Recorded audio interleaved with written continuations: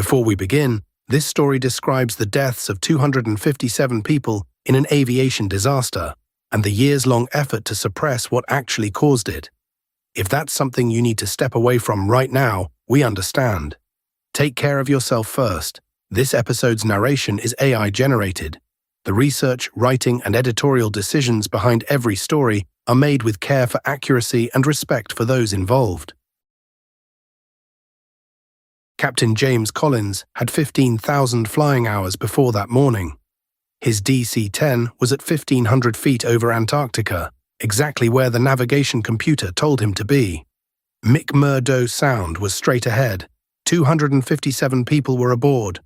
What the display didn't show, what no one on that aircraft could see, was Mount Erebus, a 12,000-foot active volcano, not 27 miles to his left, where it was supposed to be, right in front of him.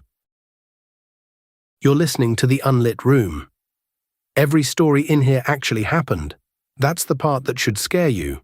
New stories every day, Monday through Saturday.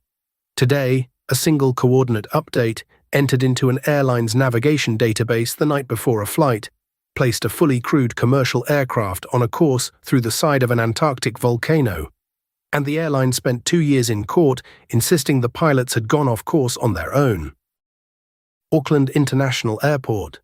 Pre-dawn, November 28, 1979.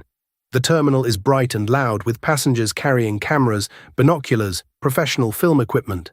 This isn't a routine flight, it's a luxury sightseeing tour, 12 hours return, a low-altitude pass over the world's most remote continent. For most of the 237 passengers, it's the kind of trip they'll describe for the rest of their lives. Flight 901 is operated by Air New Zealand, the national carrier. Captain Collins is its pilot in command. He's flown DC-10s for years. This is his first Antarctic route. On his desk, the approved flight track. South from Auckland to the ice sheet, then a scenic descent over McMurdo Sound, the long stretch of open water separating the Antarctic mainland from Ross Island. 1,500 feet, a slow pass, the ice sheet visible below. He reviews the weather charts, clear conditions over the continent. He boards the aircraft. Air New Zealand had been running these Antarctic sightseeing flights since 1977. They were the first commercial airline in the world to offer regular scheduled tourism over the continent. The model was straightforward. A DC-10 with extended fuel capacity departs Auckland, flies south to the coastline, descends for a visual pass over McMurdo Station and the surrounding ice shelf, then climbs out and returns to New Zealand. No landing, no overnight. A 12-hour round trip over some of the most extraordinary landscape on Earth. The flights had run safely for 2 years. Families booked them as once-in-a-lifetime events. Scientists flew them to observe terrain they'd spent careers reading about. New Zealand media treated the Antarctic runs with a kind of national pride. By November 1979, the route had become routine. The night before Flight 901, something changed, silently, without announcement. An Air New Zealand operations officer updated the navigation database loaded into the aircraft's flight management computer. The update shifted the coordinates of the McMurdo waypoint approximately 2 degrees east. 2 degrees may not sound like much. In the Antarctic, 2 degrees of longitude translates to roughly 27 miles. It's the difference between a scenic pass over McMurdo Sound, open water, flat, navigable, and a course that runs directly over Ross Island. And Ross Island is where Mount Erebus stands.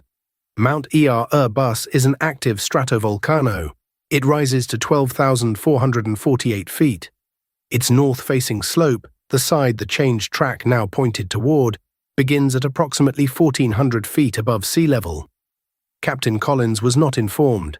His briefing documents had been printed from the original, pre-change coordinates. The aircraft's flight management computer held the new ones. When he flew the computer's track, as he'd been trained to do as every procedure required, he was flying a different route than the one his charts described. He had no way to know that. Nobody told him. The passengers spent that morning photographing from their windows. A media contingent from New Zealand had professional credentials for the trip. The life jackets were stowed under the seats as required. Nobody mentioned that the nearest maritime rescue was over 1,000 miles away. It was, by every account before takeoff, the trip of a lifetime. At 12:20 p.m., Captain Collins descended through the cloud layer on what he believed was the approved McMurdo sound approach. He turned on the intercom and announced to the passengers that the Antarctic ice sheet was visible below. The scenery was exceptional. He was right about the ice. He was wrong about where he was above it. Sector whiteout is a phenomenon Antarctic pilots know about and fear. When sunlight is flat and the sky is overcast, the light that falls on the ice surface and the light that reflects from it blur into a single seamless brightness. The horizon dissolves. Sky and ice become one featureless white plane, extending in every direction. In a full sector whiteout, an experienced pilot flying over flat terrain cannot determine from visual cues alone whether the ground is 100 feet below or 1,000. At 12:44 p.m., sector whiteout conditions developed around Flight 901. The aircraft was at 1,500 feet above sea level. The crash slope on the north face of Airbus begins at approximately 1,400 feet. The navigation display showed them precisely on track. The computer confirmed their course. Every instrument said they were where they were supposed to be. Outside every window, white. The DC-10's own shadow was invisible on the snow below. There was no visual reference. There was no way for the crew to see the terrain rising ahead of them. At 12:49 p.m. and 36 seconds, the Ground Proximity Warning System activated. The GPWS, the Ground Proximity Warning System, is a collision alert device that triggers when terrain is approaching too fast to be normal. The warning is unmistakable. Two loud synthetic tones, then a synthesized voice repeating, "Pull up." In the cockpit of Flight 901, the crew had 6 seconds from the first alarm. At 445 miles per hour, 6 seconds covers 3,900 feet. The mountain was already inside the aircraft's turning radius when the warning sounded. The first indication that anything was wrong came when Flight 901 failed to reappear on radar over McMurdo Sound. McMurdo Station, the American research base, was 14 miles from the mountain. The silence on the radio was the only crash report the world would receive for hours. All 257 people aboard were killed. There was no distress call. The aircraft had been there, and then it wasn't. Within hours of confirmation, Air New Zealand's public communications team was preparing a statement about what had happened. It did not mention the coordinate change. In the weeks after the crash, 3 accounts of the cause began to circulate, and they reached very different conclusions. Air New Zealand's official position, issued publicly within days of the disaster, was direct. The crew had deviated from the assigned route and descended below safe altitude in instrument meteorological conditions. Pilot error. The navigation database was not the issue. Some aviation safety analysts offered a narrower reading. Sector whiteout, they argued, was the primary causal factor, a recognized Antarctic hazard capable of confounding even experienced crews regardless of their navigation inputs. In this account, a tragedy produced by an environment that defeats the human visual system. Justice Peter May-on, appointed by the New Zealand government to lead the Royal Commission of Inquiry, examined a third document. The navigation database printout dated November 27, 1979. One day before the flight, he set it beside the coordinates on the crew's training charts. They weren't the same. The crew had flown the computer's track precisely. The computer's track went through the mountain. Whatever else had contributed, the whiteout, the Antarctic sun angle, the crew's visual horizon, none of it would have been relevant if the computer had sent them over McMurdo Sound instead of Airbus. The Royal Commission convened in Wellington through 1980 and into 1981. May-on examined navigation records, flight computer outputs, cockpit voice recorder transcripts, and the sworn testimony of Air New Zealand operations staff. The coordinate change was documented. It was dated. It was in the database. That part wasn't disputed. What May-on found disturbing, what became in his report the secondary catastrophe, was what airline officials said about it on the stand. Multiple senior staff testified that no navigational error had existed. that the crew had deviated from the assigned route on their own initiative, that the coordinate change was immaterial to the crash. May-on found the testimony false.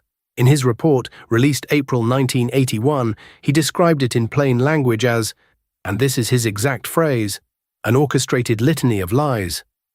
He concluded that the crash had been caused by the coordinate change, that Captain Collins and First Officer Kasin had followed their computer in good faith, done nothing wrong, and been placed by the airline on a course through a mountain they had no reason to expect, and that subsequent efforts to blame them for that outcome, conducted by people who knew what the navigation database had shown, were deliberate. The dead could not give testimony. 257 people who'd boarded a sightseeing flight that morning weren't available to describe what the navigation display had shown, what they'd been briefed, or what they'd seen from the windows. Air New Zealand was, by default, the only living institution in the room when the question of blame was being decided. Justice May-on had the documents. He had the testimony. He had the answer. What he didn't know yet was what it would cost him to say it plainly. The New Zealand Court of Appeal reviewed May-on's report in 1983. They didn't dispute his factual findings about the coordinate change. They ruled on procedural grounds that he had exceeded his jurisdiction, that a royal commissioner didn't have the authority to make a finding that witnesses had deliberately lied. The phrase orchestrated litany of lies was struck from the official record. May-on appealed to the Privy Council in London. In 1984, the Privy Council upheld the Court of Appeal. The credibility finding was gone. Peter May-on resigned from the bench. In the same period, Air New Zealand reached civil settlements with the families of the 257 people killed aboard Flight 901. Civil settlements don't carry findings of fault. They don't constitute admissions of liability. But they are how institutions quietly pay for what courts decline to officially name. The airline compensated the families.